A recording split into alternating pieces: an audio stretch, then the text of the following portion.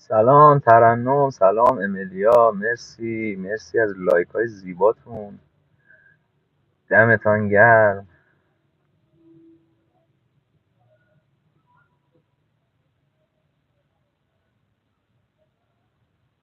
مرسی. شما هم شبتون بخیر.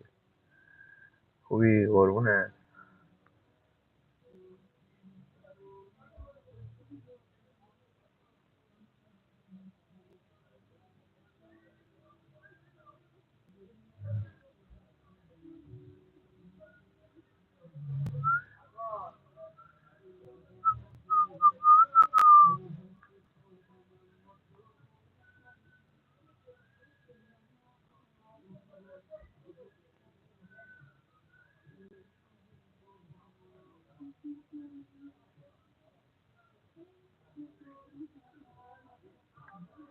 چه خبر بچه ها؟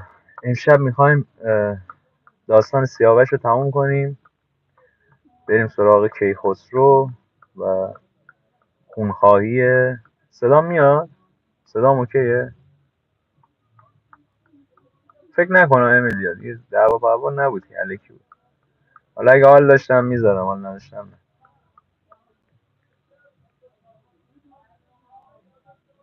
زیاد خوب نیست چش. اصلا تست کنم.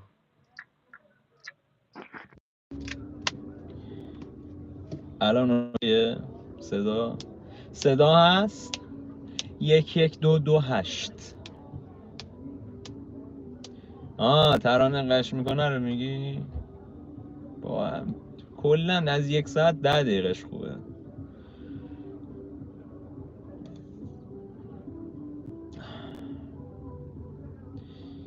دو تا بزنی رو صفحه لایک شه. گل محمدی سلام. دو تا بزنی رو صفحه لایک شه، تعدادمون یه ذره بره بالا، سیاوش رو شروع میکنیم. الان خیلی خوب، خدا رو شکر. ما ماجرای سیاوش رو تقریبا تا جایی گفتیم که الان بهتون توضیح میدم.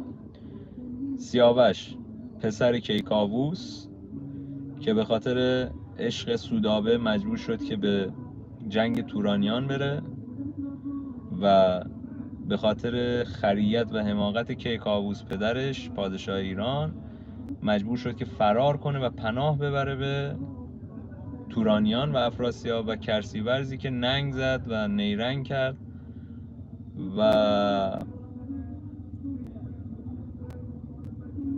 یه جورایی به سیاوش حسودی کرد و سیاوش هم زنش فرنگیس یعنی دختر افراسیاب رو یه جورایی تنها گذاشت و کرسیورز سر سیاوش رو برید و افراسیاب دستور داد که خون سیاوش رو بریزن توی کوه و سنگلاخ که از خونش به گیاه و درخت و سبزه هیچی رشد نکنه.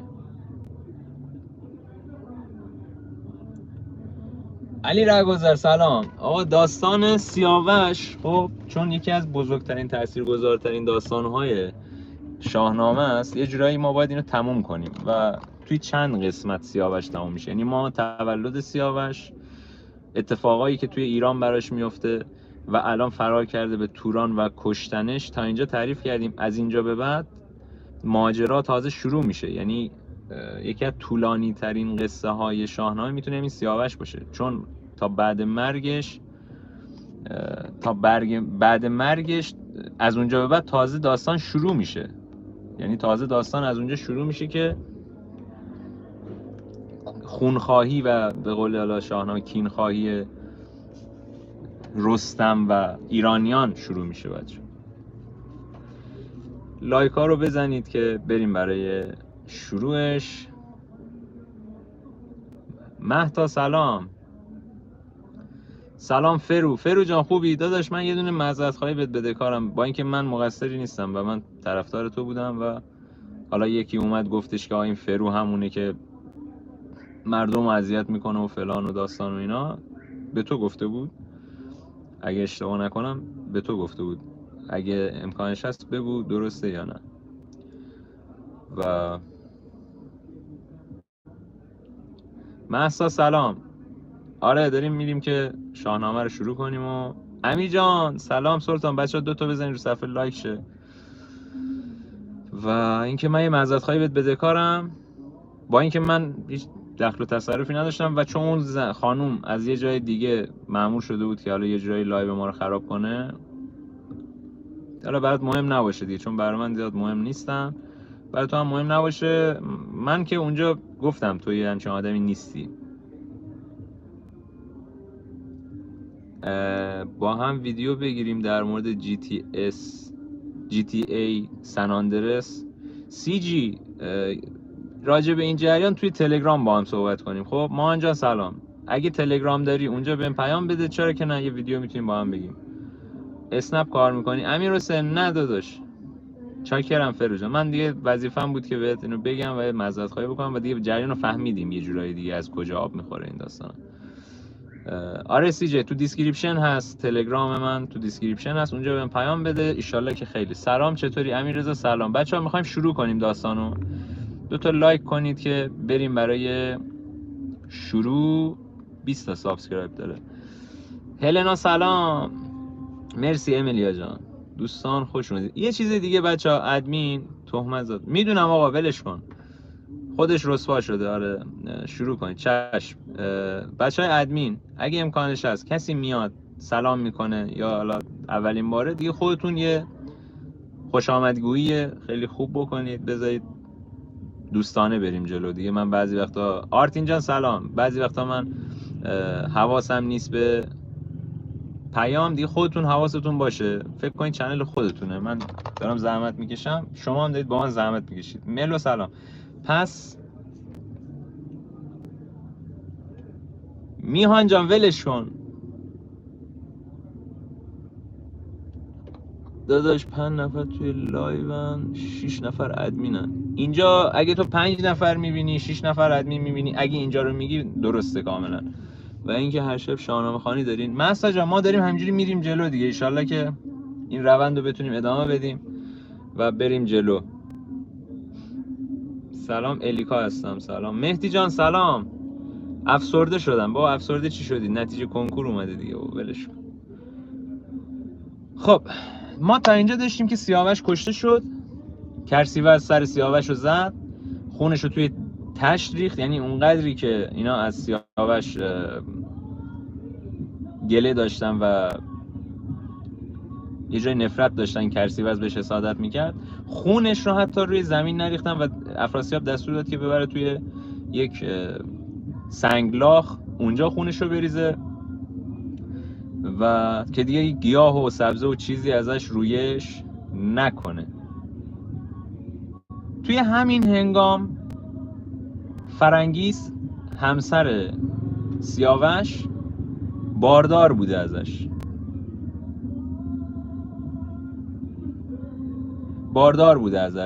خب 5 ماه باردار بوده از سیاوش. و سیاوش هم که شب قبل بهتون گفته بودم، سیاوش به فرنگیس گفته بود که آقا من میمیرم، تو یک پسر به دنیا میاری، اسمشو باید بذاری کیخسرو. خب یعنی یه جورایی وصیت خودش رو داره به فرنگیس میگه و میگه آقا اسمشو باید بذاری کیخسرو و اون انتقام منو میگیره، تو دیگه کارت نباشه. این داستان پیش میاد. افراسیاب به قدری خشمگینه که کرسیورز داداشش میاد به افراسیاب میگه آقا دخترت حامله است فلان، نطفه سیاوش توی شکم دخترت. یه جورایی کرسیورز نمیخواد که رگه ای از ایرانیان و سیاوش توی توران بمونه، در صورتی که خود کرسیورز سیاوش آورده بود اونجا و خودش هم این کارو کرد که سیاوش رو بکشن. افراسیاب دستور میده که ببریدش،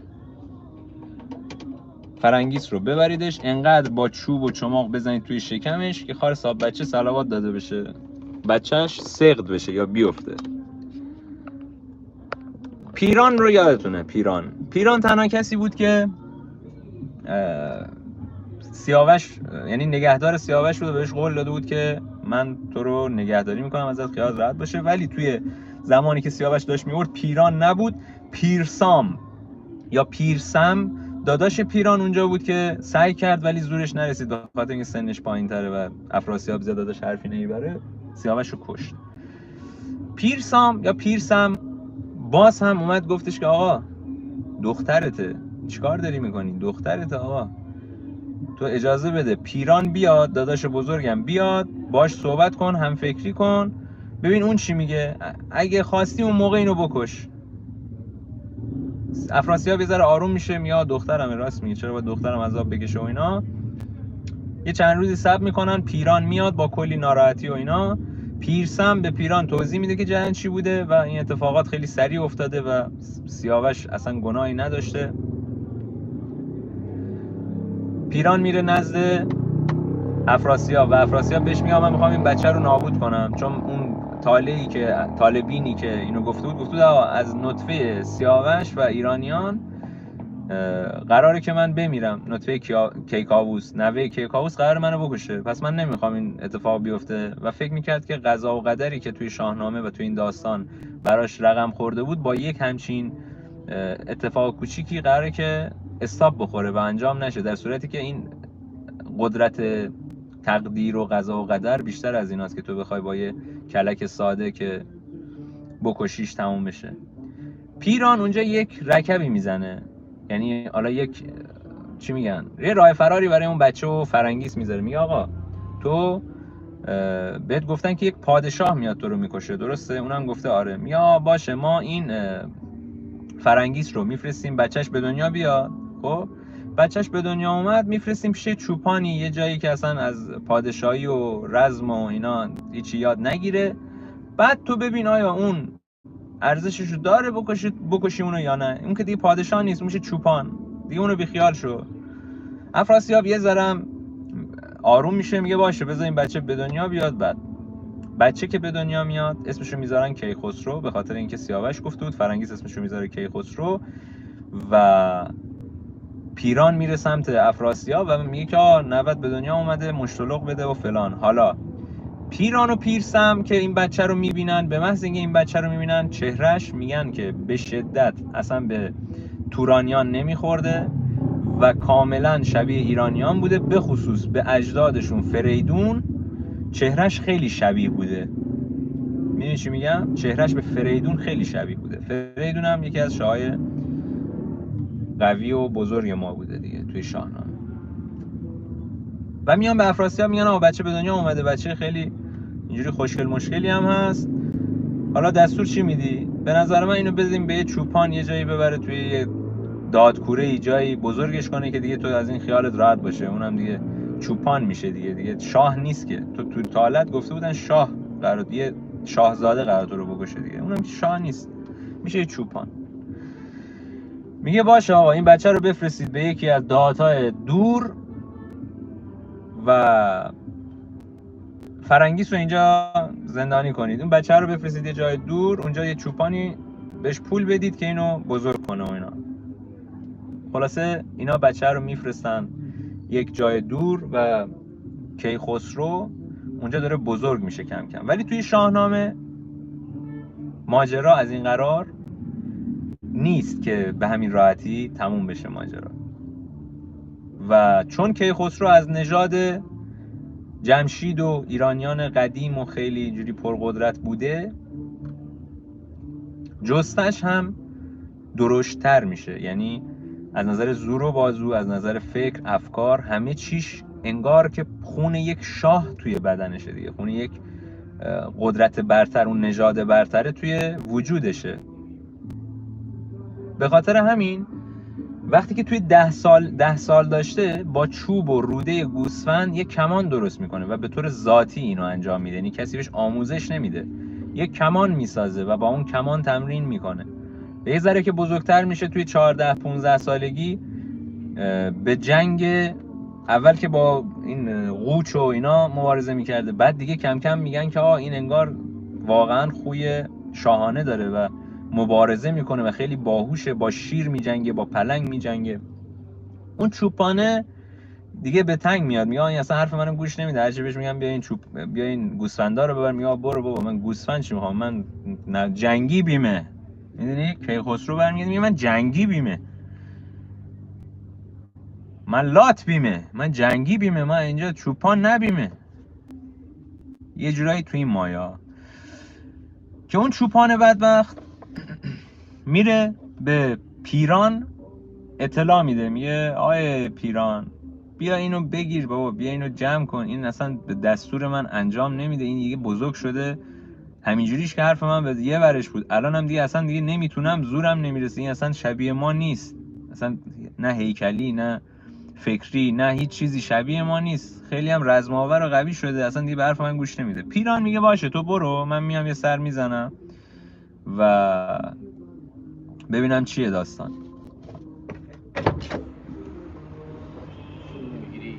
از کی؟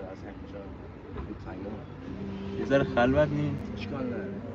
همینجوری از بغل بخوای بگیری، از این بغل بخوای بگیری، چون وسط لایون بابا دارم من با گوشیم من بخوای اون بگیری، کیفیتش مهم، فردا شب من میگیرم، فردا شب زودتر من میگیرم. من بگیری چیز رو بذارم، چیو؟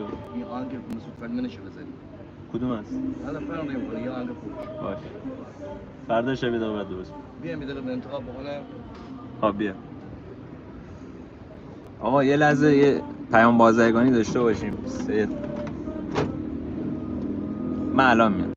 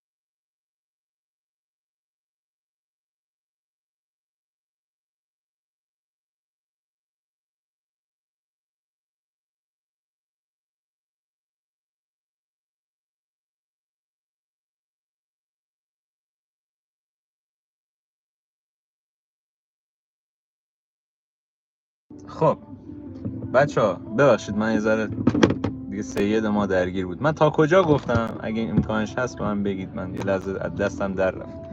دیگه سید بزرگ اینجاست دیگه، میاد اینجا یه چیز میگه دیگه ما نمیتونیم نه بگیم. صدای اینا.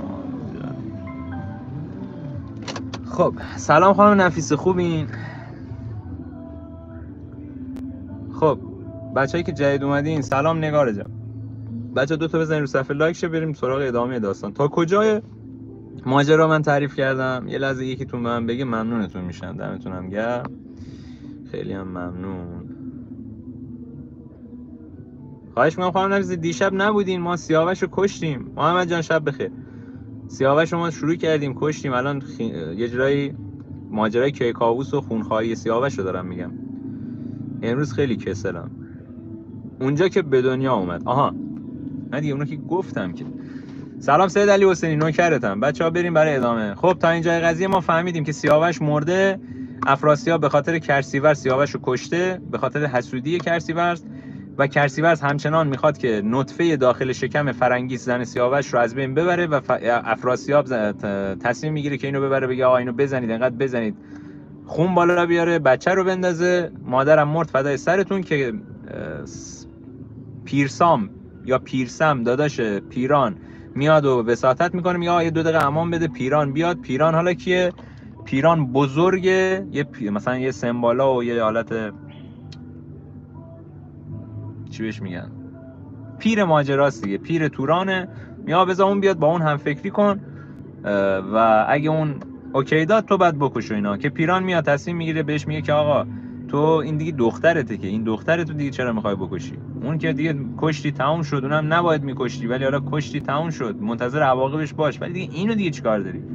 که میگه آقا بذاریم به دنیا بیاد، اینو بذاریم یه جا چوپان پوپان بشه، دیگه پادشاه نمیشه. تو هم طالعت گفته بودن که آقا یه چوپان یه پادشاه و یه شاهزاده پادشاه میاد تو رو میکشه. خب اینم که دیگه میره چوپانی میکنه دیگه، تو رو کار نداره که، ولش کن.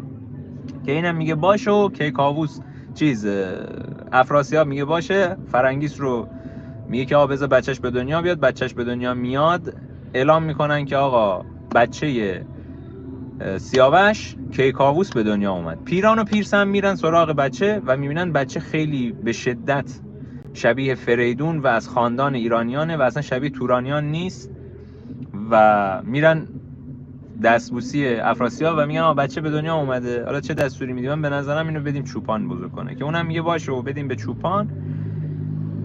چوپانه داره این کیخسرو رو بزرگ میکنه. کیخسرو به خاطر ژن برتر و اون خون پادشاهی و خون سیاوشی که توی رگهاش بوده از فریدون و جمشید، ناخودآگاه یه سری کارها رو میکنه، یعنی توی ذاتشه. بچه‌ها اینو شنیدین که یه کارهای ذاتیه.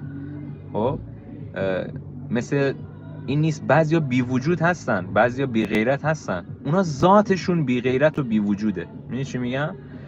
و سیاوش بچهش قطعا خون پادشاهی توی رگهاشه و قاعدتا باید خیلی متفاوت تر باشه. توی 10 سالگی میگه این یه چوبی رو درست میکنه و یه کمانی میسازه، با روده گوسفند زه میسازه، یعنی بدون اینکه کسی بهش آموزش بده این کارا رو داشته میکرده، تمرینا رو داشته انجام میداده ذاتی. و توی 15-16 سالگی وقتی که یک نوجوان میشه دیگه شروع میکنه با حیوانات جنگیدن، مثل بز نر رو اینو شکست میده، میره سراغ گاو و بعد میگن حالا توی شاهنامه اینجوری میگه با شیر و فیل داره گلاویز میشه. میدونی چی میگم؟ که اون چوپان بدبخت دیگه اونجا کلافه میشه، میگه آقای پیران بیا این دهن ما رو سرویس کرده بره، این اصلا شبیه ما نیست، هم هیکلی هم همه چیز، چهره فلان، این اصلا شبیه چیز نیست، چوپانا نیست، این اصلا معلومه پادشاهه این اصلا به حرف من گوش نمیده، سرکش شده، این همینجوریش که به حرف من گوش نمیداد، الان هم که بزرگ شده 15-16 سالش شده دیگه اصلا به من توجه نمیکنه. بچه‌ها اینو توجه کنید که وقتی که یک پسر به 16 سالگی میرسه یعنی واقعا بزرگ شده. توی شاهنامه دیده بودیم که سهراب توی 15 سالگی میاد به مبارزه، توی 16 سالگی میاد به مبارزه و پیدا کردن رستم. بگذاریم. پیران میگه باشه تو برو، من میام حالا میبینم ببینم این کیخسرو چیه، چی شده فلان. و پیران و پیرسن وقتی میرن که این کیخسرو رو ببینن، پسر سیاوش رو، خودشون مات و مبهوت میمونن.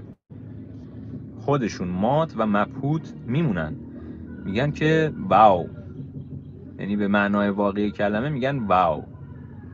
این اصلا از دور معلومه شاهه، میدونی، از دور برازندشه. دیدی یکی رو میبینی، معذرت میخوام، سوپوره ولی یه جوری استایلش یه جوریه، میگم این باید مهندس باشه، اصلا بهش نمیخوره این مثلا سوپور شهرداری باشه، باید مهندس باشه.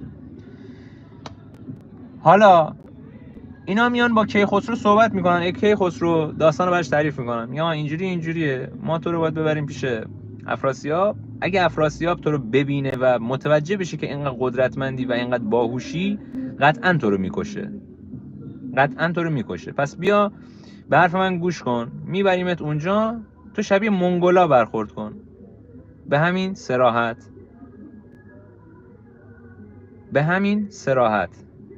کاریزمای پادشاهی داشت، درست؟ یعنی تو این منگولا برخورد کن، بیا اونجا 3 تا 4 تا اگه بهت حرف میزنه تو خودتو بزن به اون را، بزن به گیجی. آره، مثل حسین حقیقی باش مثلا، اونجوری باش، خودتو بزن به گیجی. اون که گیج واقعی هستا، خودتو بزن به گیجی و بذار از خونت بگذره. بعد ما حالا یه فکری برات میکنیم که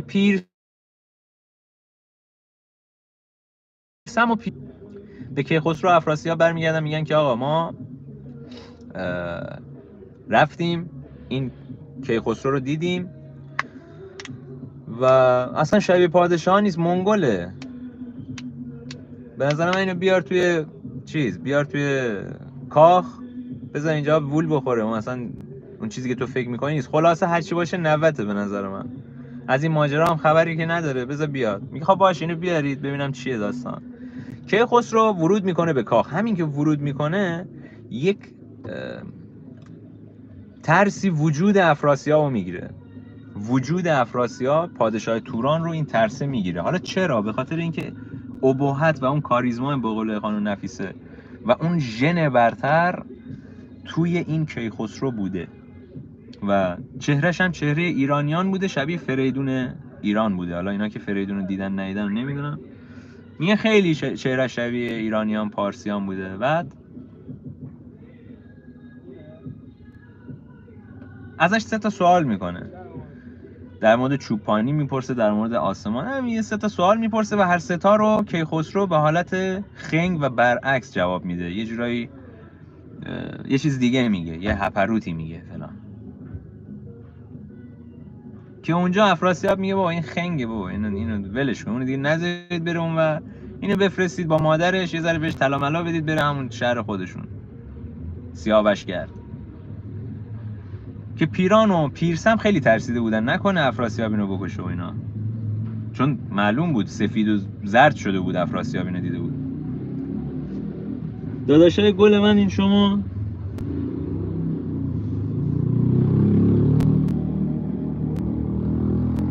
چوری میخوای بری بیرون؟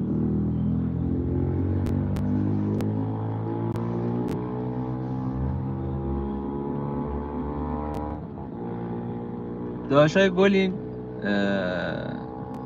آره اینو میفرستن همون سیاوشگرد، همون شهری که سیاوش بنا کرده بود. حالا توی این سالهایی که سیاوش نبود اون شهر تقریبا ویرانه شده بود، برکت ازش رفته بود، چون یک پادشاه، یک حاکم عادل مثل سیاوش داشت و همه مردم اونو دوست داشتن و حالا اونو نداشتن و اون شهر تقریبا ویرانه شده بود و تعداد کمی مونده بودن اونجا. چند تا از مثلا یاران سیاوش که مثلا یکیشون هامون بوده اونجا بوده. اینا میرن و مردم به محض اینکه میفهمن این بچه سیاوشی خیلی استقبال گرمی میکنن، میگن خدا رو شکر، یزدان شکر. حالا ما که میگیم یزدان، میگن خدا رو شکر، حالا هرچی که این اومد، پسر سیاوش اومد و ما از سیاوش خیلی سیاوش رو دوست داشتیم و این داستانا، خیلی استقبال گرمی میکنن. اینم میره اونجا و اون شهر تقریبا بعد کیخسرو یه آبادی خاص دیگه هم میگیره. و یه چیز جالب بهتون بگم، اون زمینی که خون سیاوش اونجا ریخته شده بود، گفتم که قرار نیست که گیاهی چیزی در بیاد، حالا به چی بوده؟ یک درخت خوشبو زیبا و بزرگ اونجا رشد میکنه تو این سالها، همون جایی که خون سیاوش ریخته بوده و مردم اون درخت رو خیلی دوست داشتن به خاطر حالا این جریان. بگذریم. حالا حتما همتون براتون جای سوال، آقا سیاوش مرده، رستم و کیکاووس اینا یعنی هیچ کاری نکردن؟ چرا؟ همزمان با این اتفاقات یک داستان موازی اونور داشته اتفاق میافتاده.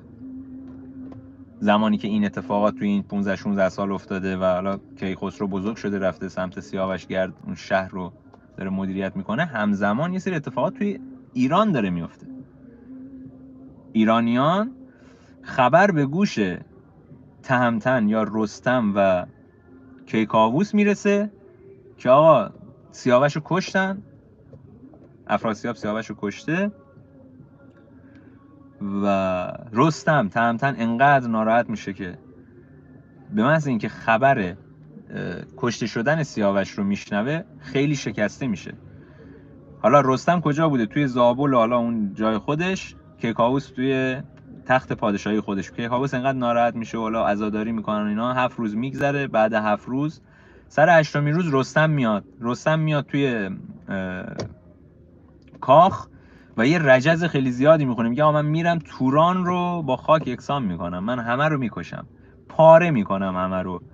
و سودابه به محض اینکه سودابه رو میبینه و انقدر که خشمگین بوده و انقدر که از سودابه متنفر بوده و فکر میکرده که تمام این داستانها و این مرگ سیاوش به خاطر سودابه بوده، با شمشیرش سودابه رو از وسط نصف میکنه جلوی کیکاووس. این بدترین این مشاجره رستم و کیکاووس بوده. ما قبلا دیدیم که رستم با کیکاووس زیاد بحث کردن سر چیزای دیگه، ولی اینجا دیگه تموم شد. دیگه کیکاووس قدرتی نداشت، فقط به عنوان یه مترسک به عنوان پادشاه بهش نگاه میکردن، چون کار احمقانه و خریت زیاد کرده بود. و رستم سودابه رو از وسط به 2 نیم میکنه و به کیکاووس میگه که آقا من لشکری میخوام و باید برم به توران. و فرا میخونه همه اون کسایی که خیلی قدرتمند بودن توی نبرد، مثل پهلوان‌هایی مثل گیو و توس و حالا کسای دیگه. و اینجا برای اولین بار اسمی از پسر رستم میاد به اسم فرامرز. حالا شما میگید که فرامرز دیگه کیه؟ من یه پرانتز باز کنم اینو توضیح بدم. بچه‌ها ما همه توی داستان و اینا به این عادت کردیم، طی مدتی که زندگی میکنیم و اینا به این عادت کردیم، چون چیزایی که شنیدیم، یعنی یکی میاد یه دلیلی براش میارن، یا این بچه اینه فلان اینه، یعنی دلیل پس این شخصیت و کاراکتر باید داشته باشه که این اومده. این کیه؟ آیا از سهراب کوچیک‌تر بوده؟ آیا از سهراب بزرگتر بوده؟ آیا از سیاوش کوچیک‌تر بوده؟ آیا از سیاوش بزرگتر بوده؟ آیا زمانی که با تهمینه همخواب شده بوده آیا با کسی دیگه همخواب شده بوده رستم؟ نه. یه فرقی میکنه فردوسی کاراش، به خاطر اینکه 1000 سال قبل بوده و توی شاهنامه بارها و بارها اینو نشون داده. گفته آقا من اسم کسی رو میارم دلیلی نداره که بخوام حتما بهش پیرنگ بدم، بگم آقا این کی بوده کی نبوده، کجا بوده کجا نبوده. هر جا استفاده ای ازش بخوام ازش میکنم و هر جا هم نخوام ازش اسمی نمیبرم. یعنی منوط به کاراکتر واقعی و اینکه توضیح بده براش نیست. خیلی خلاصه وار اینو براتون توضیح دادم که بگم فرامرز اینجوریه توی شاهنامه، اینجا یهو اسمش میاد و از قبل هم چیزی ازش نمیگه فردوسی و نمیگه این سیاوش این فرامرز پسر رستم. اصلا برای چی پسر رستم باید اینجا باشه؟ مگه ازدواج کرده رستم؟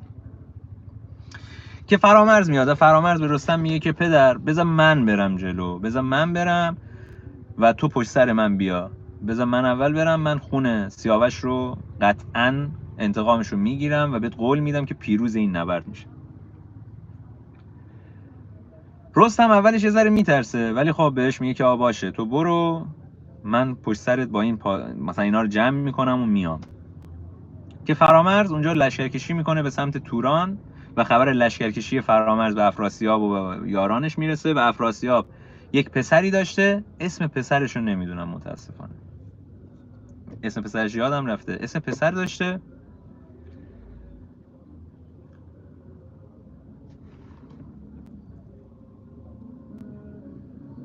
آره، به خاطر طولانی بودن زمان نوشتن شاهنامه بوده، اسم پسرش رو یادم نیست.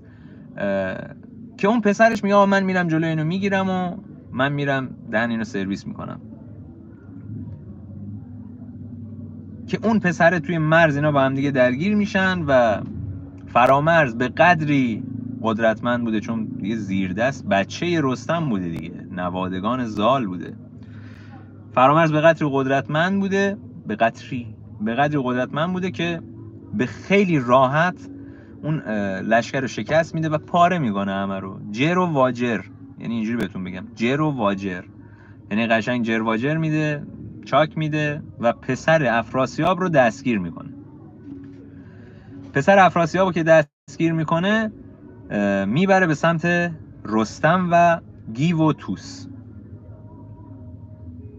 رستم فرامرز رو میبینه خیلی خوشحال میشه، میگه از بعیدم نیست از تو پسر رستمی، تو باید این کار رو میکردی، دمت هم گرم، پیکنیکاتو قربون. میدونی، تعریف و تمجید میکنه و دستور میده که یک تشت و تبر بیارن، حالا یه چاقو بیارن.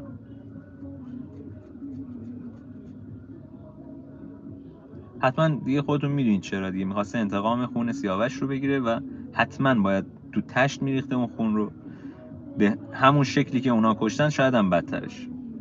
که به گیو یا توس دستور میده که آقا این گردن اینو بزنین با من.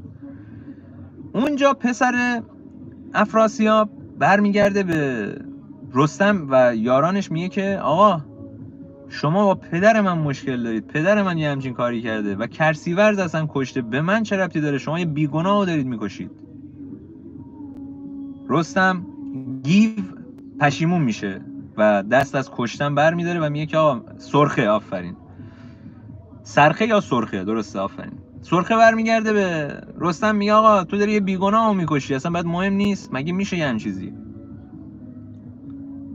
و گیو دست نگه میداره، گیو یا توس، حالا نمیدونم، کسی که می‌خواسته گردن بزنه دست نگه میداره و میگه که آقا راست میگه، این بیگناهه، من به نظر من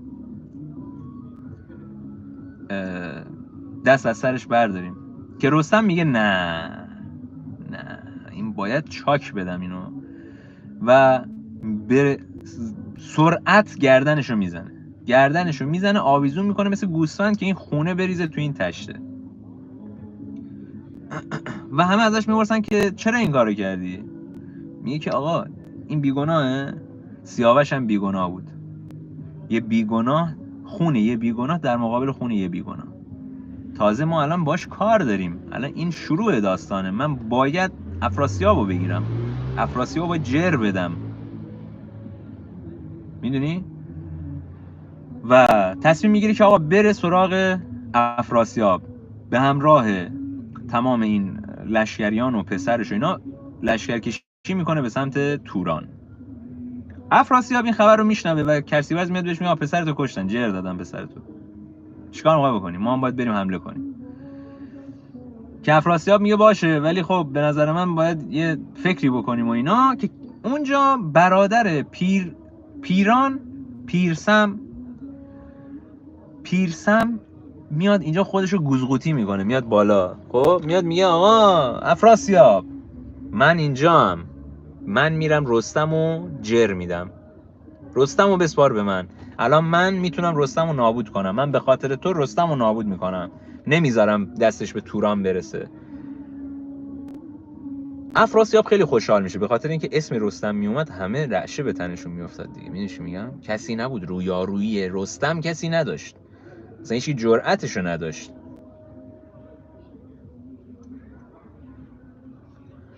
جرأتشو نداشت که رویارویی بکنه با رستم، کسی جان.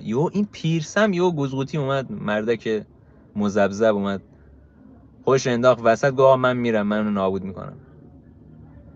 پیران داداش پیرسم میاد اینو میکشه کنار، میگه خر چی داری میگی، گوساله گوسفند، اون رستمه، 10 بار تا الان ما رو زده تو دیوانه، مگه اون بزرگترین پهلوانا هم نتونستن اونو بزنن، اون پسر زاله، نواده سامه، تو چیکار داری میکنی؟ که پیرسم اونجا بازم غرور اینو میگیره، میگه پیران من اون موقع جوون بودم، خیلی هم ناپخته بودم، الان دیگه بزرگم شدم، قوی ترم شدم، اون تازه سنی ازش گذشته، اون پیره، من اونو شکست میدم که پیران با حالتی میگه که آقا باش داداشی، تو هم رفتی، تو هم مردی، حالا من دارم بهت میگم، تو میگی نه. پیرس هم با اجازه افراسیاب شروع میکنه به لشکرکشی و میره سراغ رستم. رستم که میرسه به توران، میبینه یک نفر به اسم پیرسم اومده اون جلو داره رجز میکنه، یا رستم بیا من تو رو پاره کنم. رستم کجایی رستم؟ بچه میخوام خیلی عین خود شاهنامه بهتون بگم، میدونی چی میگم؟ سرعت این اتفاق رو. میگه رستم انقدر راحت یه نیزه فرو میکنه تو اینو، میندازه پایین، گردنشو میزنه، یعنی میکشتش و جنازه بیجانش رو پرت میکنه سمت لشکر، همینقدر سریع. چون رستم خیلی عصبانی بوده بچه. رستم یه خونشو داشته میخوره، چاقو میزدی کارد میزدی خونش در نمیومد، در این حد عصبانی بوده، میخواسته همه رو جر بده. حالا افراسیاب هم اونجا واسطاده، این پیرسم رو کشته، جنازش رو پرت میکنه سمت لشکر تورانیان. لشکر تورانیان همونجا میرینن، همونجا سکته رو میزنن، میگن وای تومری، این چرا اینجوری کرد؟ قبلا یه 2 ثانیه مبارزه داشتیم، این الان دیگه همینجوری در آن واحد اینو کشت، مگه میشه؟ مگه اینجوری بهتون بگم که بچه اصلا یه بلبشویی میشه. رستم میگه من همه رو میکشم، من افراسیاب رو میخوام. که افراسیاب میاد برای مبارزه. رستم اگه یادتون باشه یک لباس پوست ببر و یک زره داشت، یعنی اون پوست ببره رو همیشه داشته.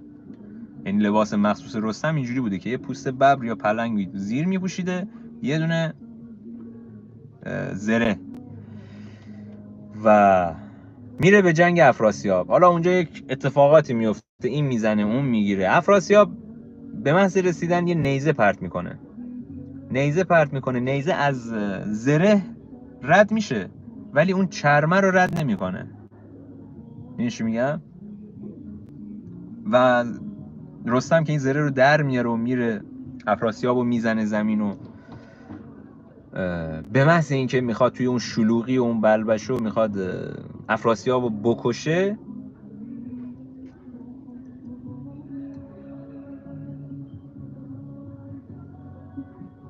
بچه ها صدا و تصویر من هست؟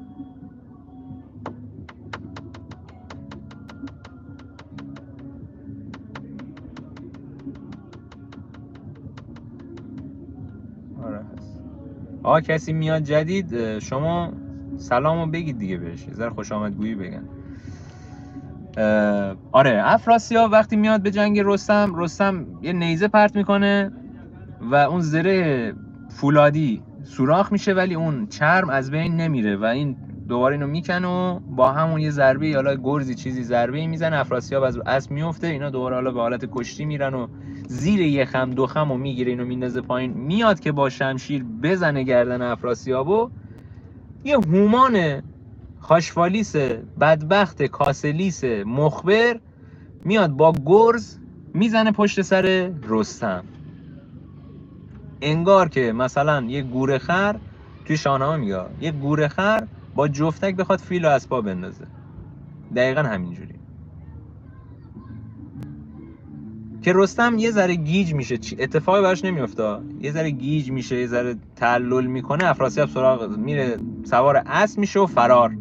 رستم هم میشینه سوار اسب میشه، سوار رخش، فقط با این تفاصیل که اسب اسفندیار خالی از زره و بدون بار بوده، ولی اسب رستم چون زره و تشکیلات و نیزه و همه چی داشته سنگین تر بوده. 3 فرسنگ اینو دنبال میکنه ولی دیگه اسبش خسته میشه و تصمیم میگیره آقا بذاره بره. که گیو میاد به رستم میگه که آقا این هومان بهت گرز زده، اصلا چیزی نبود، تو چرا گیج شدی؟ میگه آقا درسته هومان ضعیفه، درسته من قویم، ولی اون گرزم گرز آهنی بوده، یعنی اون گرز اگه دست یه نفری بود که قوی بود، سر به کون پنالتی نمیزد، من شاید زمینگیر میشدم. به خاطر اینکه اون هومان ضعیف بوده اتفاق خاصی نیفتاده، وگرنه احتمال اینکه من ضربه فنی بشم زیاد بوده. بگذریم. افراسیاب فرار میکنه و رستم تورانیان رو میگیره، کشور تور رو میگیره و بر تخت پادشاهی میشینه، در صورتی که رستم دنبال پادشاهی نبوده. خب یعنی اصلا دنبال پادشاهی، دنبال خونخواهی بوده دیگه. افراسیاب میره به سمت چین و ماچین. حالا چین و ماچین شما هم فکر میکنین چینه دیگه، چینه، ولی نه. توی دوران گذشته و حالا توی شاهنامه چین به قفقاز و نمیدونم اینورا میگفتن. ماچین خود چین واقعی بوده، چین کنونی بوده، یه بخشی از چین کنونی. ولی چین به غرب چین، یعنی قفقاز و اینا میگفتن چین، به اونور میگفتن ماچین. گرفتی شد؟ به خود چین امروزی بهش میگفتن اون موقع ماچین، به قفقاز میگفتن چین. اینجوری بهتون بگم. که فرار میکنه اون سمت و اسفندیار فرار میکنه، افراسیاب فرار میکنه و رستم دیگه تعقیبش نمیکنه، به تخت پادشاهی میشینه و شروع میکنه به بذل و بخشش، جوگیر میشه به قولی. به یکی میگه آقا برو فلان شهر، بیا این طلا، این فلان، بذل و بخشش میکنه و همه همینو ستایش میکنن، میگن آفرین تو چه شاهی هستی، دمت گرم، دمت گرم رستم. و یادش میره اصلا برای چی اومده توی توران و اونجا شروع میکنه به پادشاهی. واقعا تورانیان رو میگیره، شروع میکنه به پادشاهی و یکی یکی این پهلوانایی که باهاش بودن و بخش این توران رو بهشون میده و میگه تو برو اونجا هر کی برخلاف حرف زد بکش و اونجا حاکم شو، خودت میدونی. به یک نفر اسمش یادم نیست، سیاوشگرد رو بهش میگه برو نزدیک اونور، نزدیک سیاوشگرد. اونجا یه دونه محل، چون سیاوشگرد یه شهر خیلی کوچیک بوده دیگه، یه روستا بوده، ولی رستم به یکی از افرادش میگه تو برو در نزدیکی اونجا یه شهر بوده، میگه تو برو اونجا حکومت کن.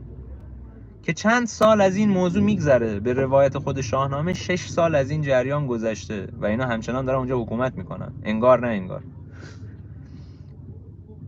یک روزی که اون، حالا ما میگیم گیو، حالا من اسمش زیاد یادم نیست، آره چوب عراق زد به تورانیان، حالا ما بهش میگیم گیو. آقا یک روزی که گیو همون جایی که نزدیک سیاوشگرد داشته دور میزده، میرسه به یک قرق یا یک شکارگاه، اینجوری بهتون بگم، به یک شکارگاهی میرسه و یک چوپان رو با خودش میبره. این چوپانه میرسه به اون جایی که قبلا سیاوش اینجا شکار بیالا میچرخیده، برمیگرده به گیو میگه که اینجا میدونی کجاست؟ میگه کجاست؟ میگه اینجا جایی بود که سیاوش رو کشتن و سیاوش اینجا میچرخید، اینجا سیاوش رو میکشت، اینجا سیاوش رو کشتن. اونجا گیو به قدری ناراحت میشه، دوباره یاد این اتفاق میفته و این سوگ، این داغ بزرگ سیاوش و ایرانیان رو تو دلش داشته که شروع میکنه به کتک زدن چوپان و چند نفری از این چیزا میان و میگن آقا چی شده؟ میگه این گوسفند رو ببین چی میگه اینجا کشتنش و اینا. اونا هم شروع میکنن چوپانه رو زدن که آقا تو چرا یه همچین حرفی زدی؟ گیو اونجا به خودش میاد، میگه آقا ما اصلا برای چی اومدیم توران؟ ما اومدیم اینجا مثلا حکومت کنیم؟ ما تورانیم مگه؟ ما ایرانیم. میره سمت رستم هم طبق معمول سر تخت پادشاهی بوده، داشته شراب میخورده مثلا. میاد میگه رستم تو خودت گیر آوردی مردک، مثلا یادت هست برای چی اومدیم؟ یادت هست سیاوش چجوری مرد؟ یادت هست اصلا ما اینجا هستیم خبری از ایران گرفتی تو این همه سال؟ میدونی چه اتفاقی داره میفته؟ که رستم اونجا به خودش میاد میگه او راست میگه، ما اصلا اومدیم اینجا پلک و پاره کنیم، اینجا تورانیان رو باید بکشیم، نژاد تورانی نباید بمونه. رستم دستور میده آقا هر کی هر جا هست شروع کنه به غارت، بکشید آقا، بزنید به تیپ و تار هم بکشید، هر تورانی دیدی سر بزنید. که شروع میکنه شهر به شهر میرو، همه رو میکشه، چه بچه چه پیر، شروع به قتل و غارت میکنه. و دنبال افراسیاب میگرده.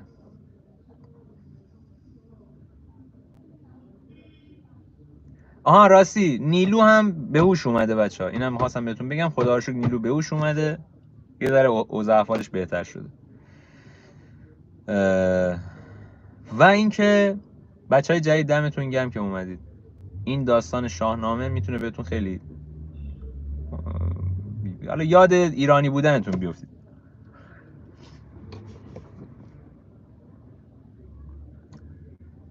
خلاصه چی؟ رستم شروع میکنه به کشتن، قتل و غارت دنبال افراسیاب. کل توران رو میگرده، نزدیک چین و ماچین هم میره. توی شاهنامه میگن از روم تا مثلا چین رو همه رو گشته. حالا ایران که با روم مشکل نداشته، مثاله یا کل این کره زمین رو انگار جنگید برای اینکه افراسیاب پیدا کنه، بجز اینکه بره ایران. یهو تو همون بلبشو یکی میاد به رستم میگه آقا تو ما همه اینجاییم، ما همه گندلات‌ها و پهلوونا و سربازای مثلا مفید کیکاووس اینجاییم، اونم که داغانه، اونم که پوچه، اصلا خبری از ایران هم نداریم، اصلا ایران میدونی چی شده، اصلا میدونیم جریان چیه. که رستم میگه آقا راست میگه، نکنه ما این 6 سالی که اینجاییم اونا حمله کرده، ما که افراسیاب پیدا نکردیم، نکنه اون رفته یک ارتشی درست کرده دوباره داره به ایران حمله میکنه.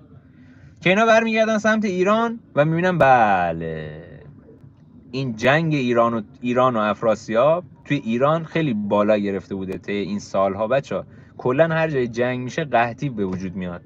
خب قحطی به وجود میاد و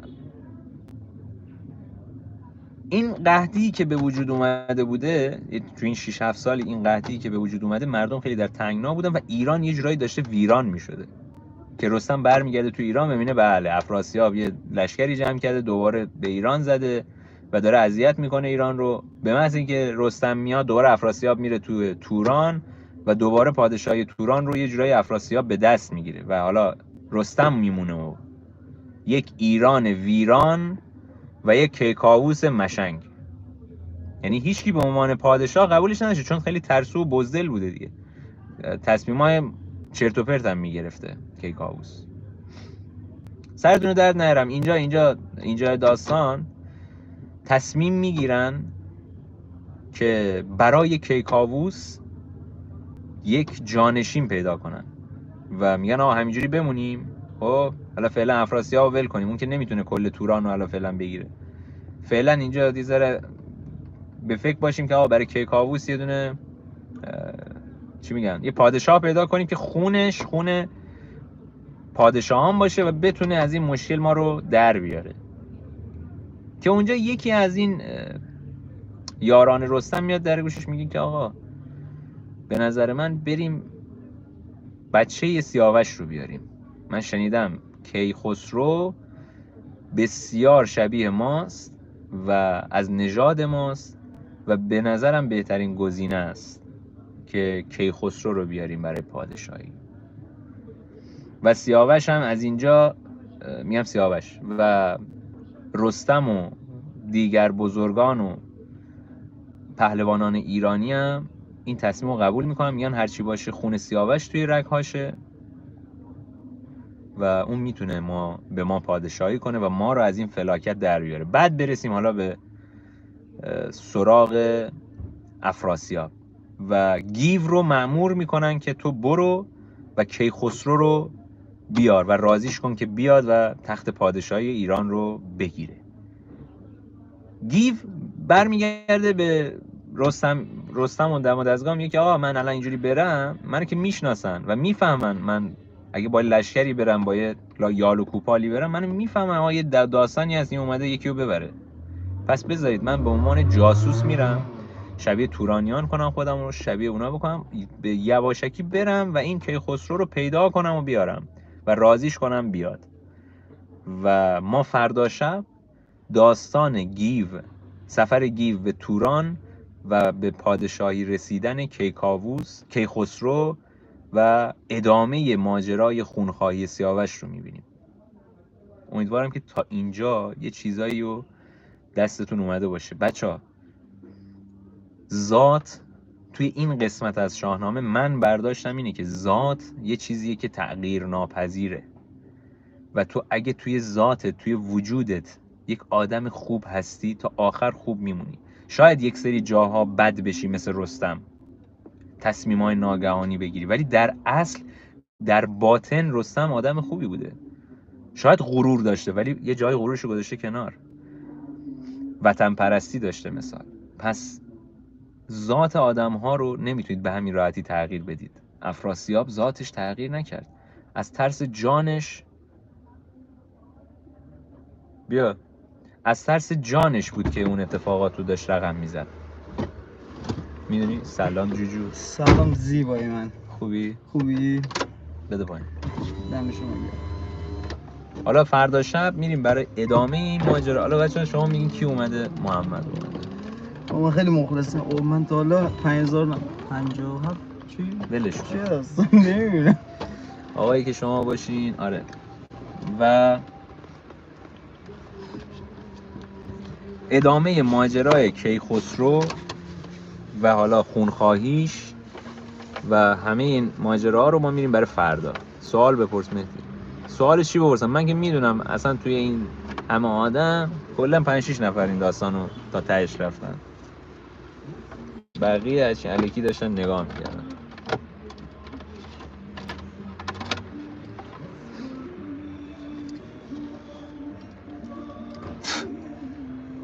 سلام جوابمو بده. چشم هلیا بگو عزیزم. خانم نفیس امیدوارم که چیزی رو جا ننداخته باشم. حالا اگه چیزی رو جا انداختم شما من بگو، من راجعش صحبت کنم. یه سری چیزا ذاتیه دیگه. اون ذاتش افراسیاب تغییر نکرده بود که. افراسیاب از ترس جانش بود، از ترس جانشه. کسکم نوکرتم امیلی. بیان شما بسیار شیوا و سلیس بوده. ممنون، خیلی ممنون. اسمتون چیه؟ من اسم شما رو نمیدونم. اسم شما رو من متاسفانه نمیدونم. الان 2 شب میای و از من تعریف میکنی ولی من نمیدونم. خواهش میکنم خانم نفیسه، من تا جایی که سعی کردم اون جزئیات رو سعی کردم بگم و اون کلیات رو سعی کردم بگم، حالا با ذره ای از جزئیات. یعنی بخوام خیلی بریم توی جزئیات فکر کنم 3 ساعت طول میشه. همینجوری 1 ساعت طول کشید. قربونت پریسا جان. از کجا رسیدی؟ من یه دور سریع بهت بگم. ببخش من سیگار میکشم. غریبه هستم. ارادت. اسمت غریبه است یا نه همینجوری دوست داری بهت بگن غریبه؟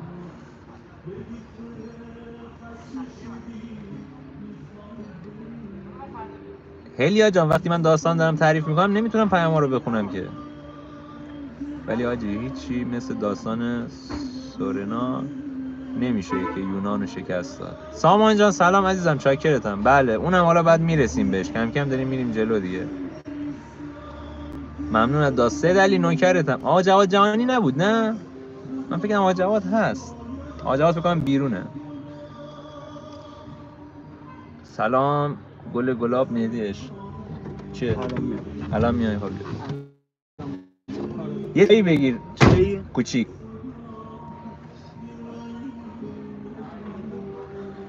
آقا اینجا چای توت فرنگی هم آورده. آقا جواد سلام، چاکرم. فداتم آقا جواد. نه می‌خواستم ببینم شنیدی داستانو یا نه. خانم راد هستم ولی غریبه دوستان صدا میکنن. چشم خانم غریبه. اوکیه. خانم راد من جای جان احساس میکنم خانم راد این شاهنامه و این داستانو خیلی خوب مثل خانم نفیسه است. یه جوری خانم نفیسه هم چون ادبیات خوندن، من احساس میکنم که این 2 نفر از من دانششون خیلی بیشتر. اگه جا انداختم و احساس میکنید که باید یه چیز دیگه. علی جان سلام نوکرتم. علی شیرازی چطوری؟ آره چون من ادبیات نخوندم بچه‌ها. من رشتم ادبیات نبوده که شاهنامه بخوام بلد باشم. نه من شاهنامه رو به طور خیلی خلاصه که نه داستانوار، این قرآنی که معنیش هست، شعرش رو نخوندم. یعنی یه جایی هم شاید شعر رو خوندم ولی معنی اون شاهنامه و اون تفسیرش رو خوندم، بعد صوتیش رو گوش دادم. الانم که براتون دارم تعریف میکنم مرور میکنم میام بعد تعریف میکنم.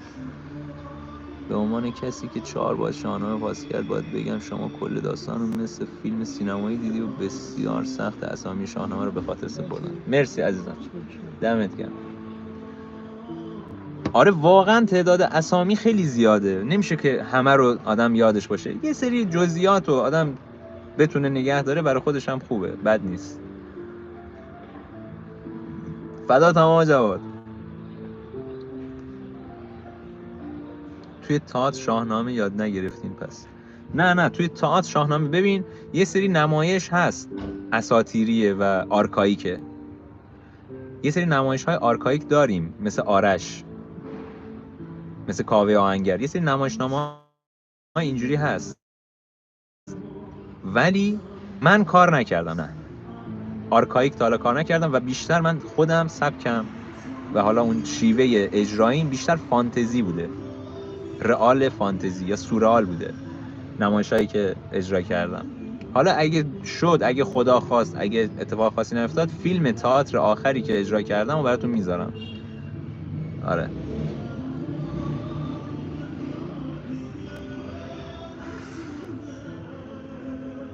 اصل جان مرسی قربونه. یکی بود گفت من از وسطاش رسیدم، نگفت من از کجا بوده. آقا جواد برای اینکه در جریان باشی میخوام برات خلاصه وار بگم.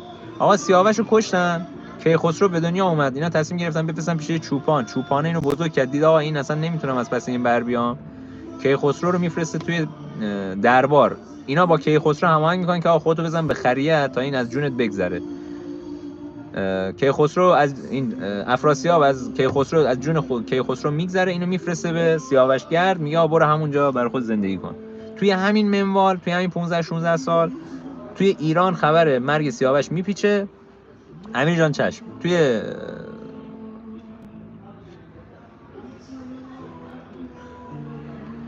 توی ایران یک عزاداری میکنن و رستم سودآور از وسط به دو نیم میکنه. انتقام یعنی خشم خودش رو اول رو سودابه خالی میکنه، یعنی سودابه رو از وسط نصف میکنه و به کیکاووس میگه آقا فکش، تو اصلا مال این صحبت نیستی، پادشاه ایران نیستی، زدن بچه تو کشتن احمق. من میرم پلک و پاره میکنم. که حالا یه سری جنگ ها میکنن، توران رو میگیرن، ترکا رو میگیرن، افراسیاب فرار میکنه، پسر افراسیاب رو میکشن. دقیقاً این سیاوش، خیلی خلاصه وار دارم میگم. توران رو میگیرن و 6 سال اونجا حکومت میکنن. توی این سالها رستم یادش میره، یه جورایی به واسطه یک اتفاق یادش میفته، دوباره توران رو به آتش میکشه و یکم به خودش میاد، میگه آقا ایران ما چی شد. برمیگرده ایران، میبینه افراسیاب یه لشکری تشکیل داده و میاد و به ایران حمله میکنه و ایران دچار قحطی میشه و همین جریانات باعث میشه که اینا دنبال چیز باشن، یک جانشین برای کیکاووس باشن. میگن کیکاووس دیگه عقلش رو از دست داده، این به درد ما نمیخوره. که گیو میخواد به طور جاسوسوار بره توی توران و کیخسرو رو بیاره و برای پادشاهی ایران آماده کنه. تا اینجای قضیه رو من گفتم، ولی اونو 1 ساعته گفتم، اینو برات تو 4 دقیقه گفتم. امیدوارم که حالا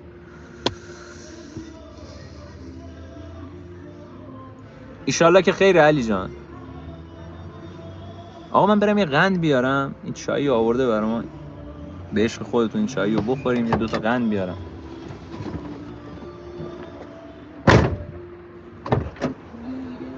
شما بیرون هم میتونین نگاه کنین، یه لحظه واسه بیرون حداقل نگاه کنین تا من بیام. پاک کنم یه ذره. آره بیرون نگاه کنین، من الان میام. یه چایی و یه علی چقدر زیباست این شهر زیبای رشت. بچه‌ها اگه کسی اومد دیگه خودتون یه ذره سلام علیک بکنین تا من بیام. خب مرسی بابت خلاصه. خواهش می‌کنم پریسا، من سعی کردم خلاصه خیلی سریع بگم.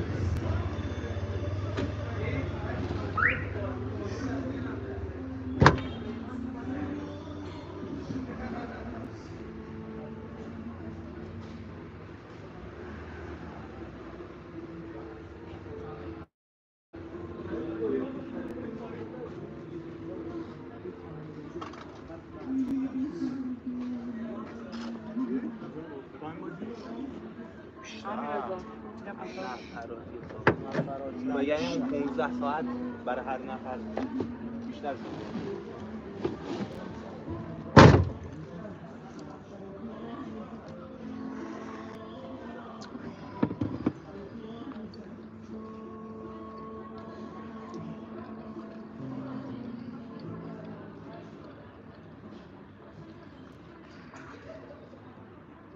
خب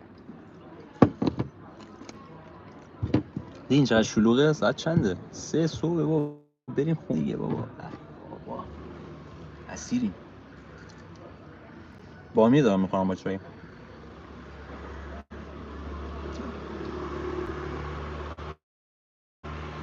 حالا فردا شب کیخسرو و پادشاهیش رو بهتون میگم. اینجوری سعی میکنم که بچه‌ها این چند قسمت بود که من امروز گفتم. بیا محمد بیا.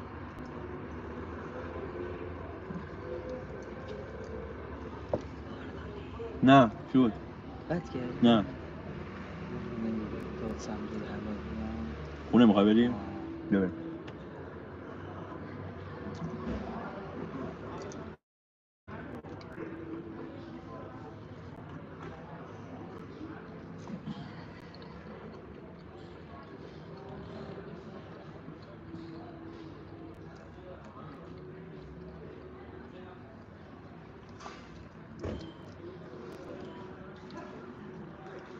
اصل میگه چشم. دانیال شاهنامه است دیگه سلطان. اسم کتابو بگم شاهنامه. داستان‌های شاهنامه. شاهنامه از چند داستان همینجوری میره جلو دیگه. ما رفتیم هری پاتر رو فیلم ساختن. بدبختی ما میدونی چیه بچه‌ها؟ بدبختی ما اینه که ما این همه افسانه زیبا، این همه داستان و روایت زیبا، این همه الهه باحال از همه چیز داریم. خب بعد آمریکا رفته یه فیلم ساخته که دقیقاً 7 خان رستم رو تبدیل کرده به فیلم و برای خودشون کردن اینو. میدونی چی میگم؟ این خیلی بده. بعد اومدن یه سریال ساخته بودن چندین سال پیش از رستم و سهراب. اصلا مزخرف ترین حالت ممکن بودون. انقدر کیفیت پایین، انقدر فلان. من برم اینو بذارم بیام.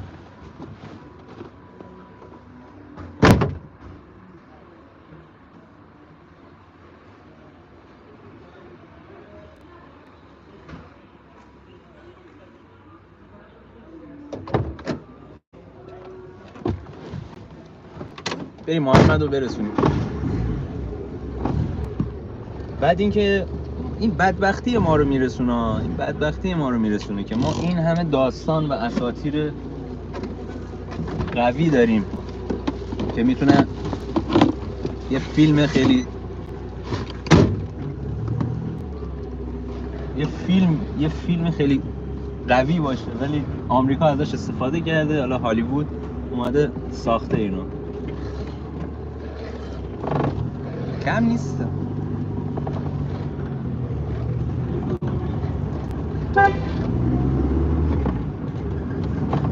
حالا بگذریم آقا، بگذریم. خودتون چطورید؟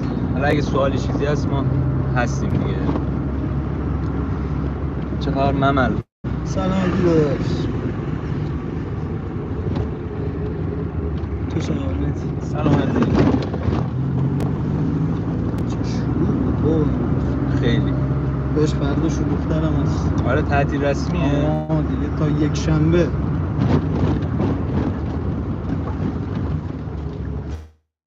تعطیل.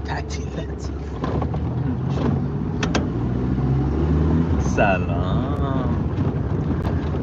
نورانی شدی مهدی. مردی. من خیلی کوچیکم. حتما میپرسید عارف کجاست؟ عارف بشنست. عارف قرار بود پیش من.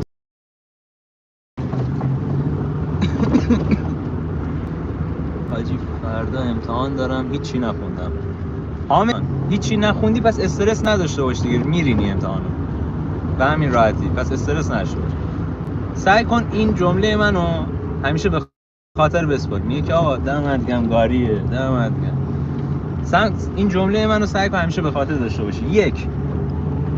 یه اتفاق بدی افتاده یا یک جریانی کلا، آیا براش راهکاری داری؟ خب اینجا 2 تا جواب، یا داری یا نداری. اگه داری پس اون راهکار رو انجام بده و دیگه قصه نخور، اعصابت خورد نکن. اگه نداری پس دیگه قصه نخور، چون راهکاری نیست. تمام شد رفت. داستان امتحان و این جریانات هم به نظر من همینه. آقا آیا خوندی؟ آیا وقت داری بخونی؟ به جای اینکه بیای تو لایو من بگی آقا من نخوندم و اینا، تو همین تایم میتونی بخونی 4 تا سوالو حداقل بنویسی. حالا دیگه الان میگم من نخوندم دیگه، هم نمیخوام بخونم دیگه، بس قصه شد، دو قصه اون جریان رو نخون. بعد میگم آقا نه خدایی راست میگه. تمام شده رشت.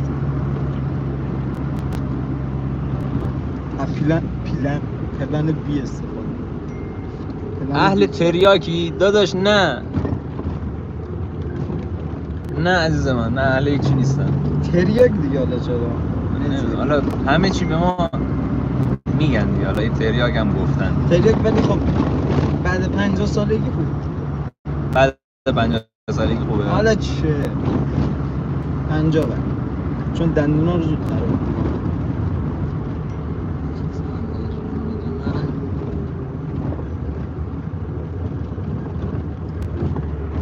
من نمیتونم بخونم خانم سومنی. نفیسه ببخشید. سلام استار کینگ، سلام سلطان، جوجه رنگی من، خوبی؟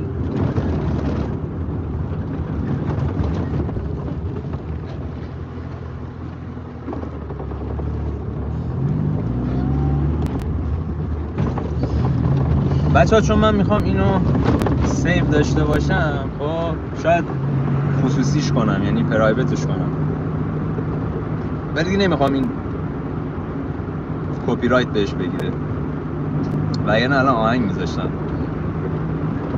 میخوام من برات بخون داداش. نه بلش بخون. بخون دیگه. چی بخونم داشت من؟ چی بخونم؟ جوونیم رفته صدام رفته دیگه گل یخت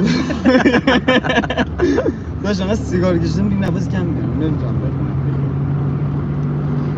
آره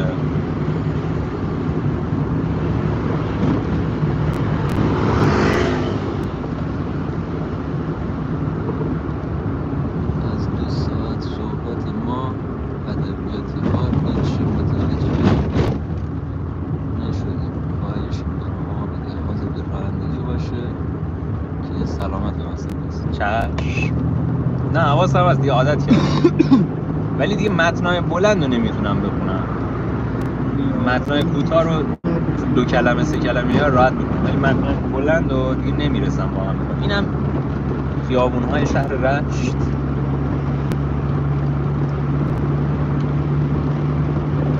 ماشینم آیرودینامیکی ببخشید ذره پرکشی داره. پرایدو دیگه.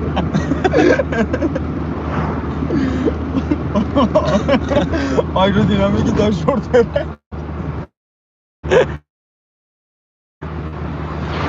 یه علیه، دانای علی توی رشت خیلی معروفه.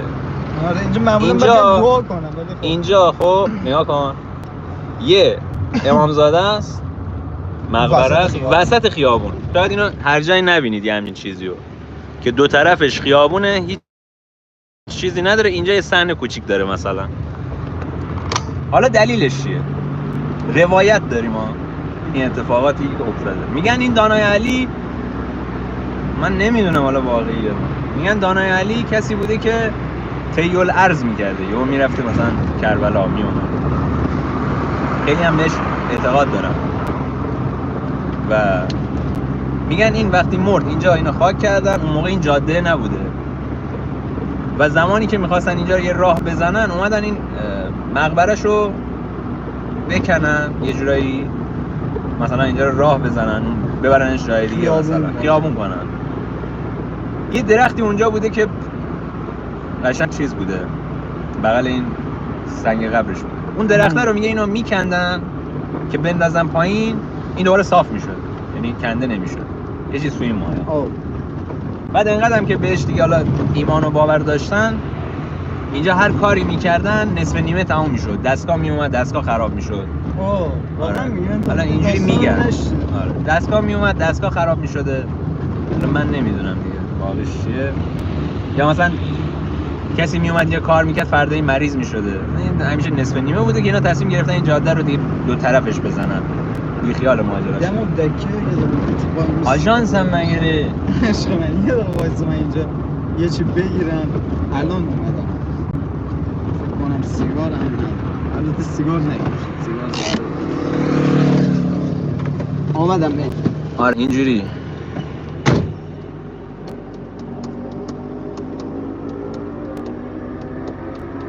این پرچمو گفتی تو زمانی که جنگ رستم و افراسیاب بوده و پسرش هم بوده، فرامرزم بوده، اینا میدین چجوری همدیگه رو پیدا میکنن؟ از طریق پرچم. هر کسی یه پرچمی داشته. پرچم بنفش فکر کنم برای رستم بوده، نه پرچم بنفش مال تورانیان بوده، نه خانم نفیسه فکر کنم بدونه.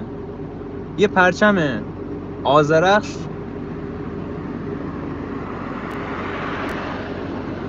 برای ایران بوده، یه پرچم دیگه هم برای رستم بوده که اینا از طریق پرچم هم دیگه رو پیدا می‌کردن توی جنگ، اون بهبهه اون وسط.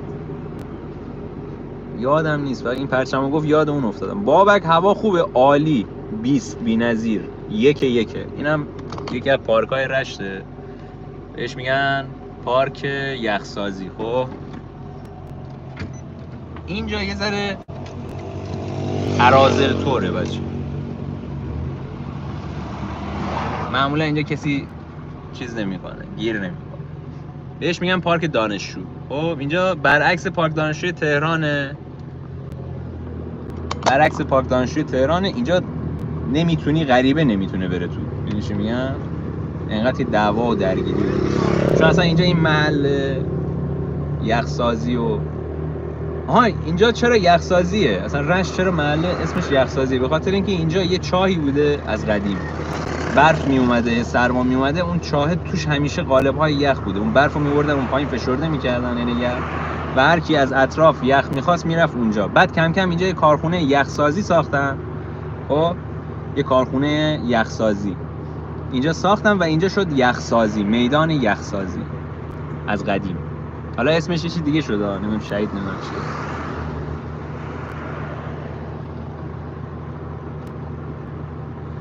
یه کارهایی تو لندن از تموم بشه میام. حدیث لندنی؟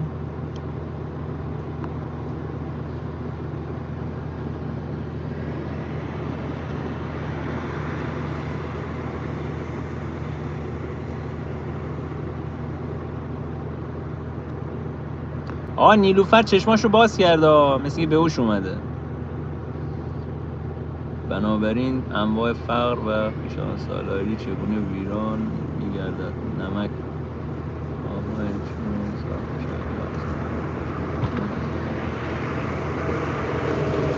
چی میگی؟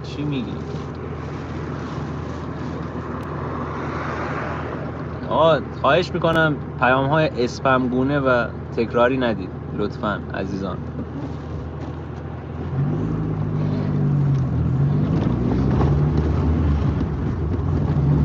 چنین گفت زرتشت. اصلا تو پارک از اینجا برم نزدیک‌تره. سرم هست. یه جوری بگم من بتونم برگردم. اصلا این خیلی سرده. خیلی؟ اینجا الان چقدره؟ بستگی داشت، بستگی داره. اولش باشه، اون طبعه باشه، وسط باشه. مثلا وسط باشه. وسط دیگه همین اجاره 100-200 ماه 5-6 206 کوچیک دیگه، 50-60 متری. 50 از مثلا 200 3-4 نه 100 مثلا 5-6 300 مثلا همون 3. هرچی طول بیشتر اجاره کمتره.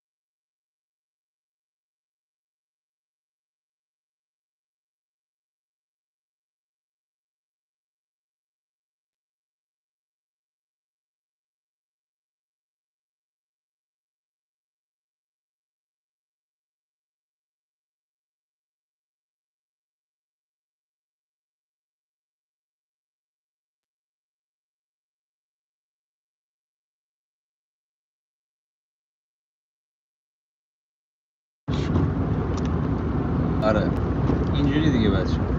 ای روزگار کشکرت با ما نکردی مشورت. واقعا آقا بریم بیایم محمدو برسونم.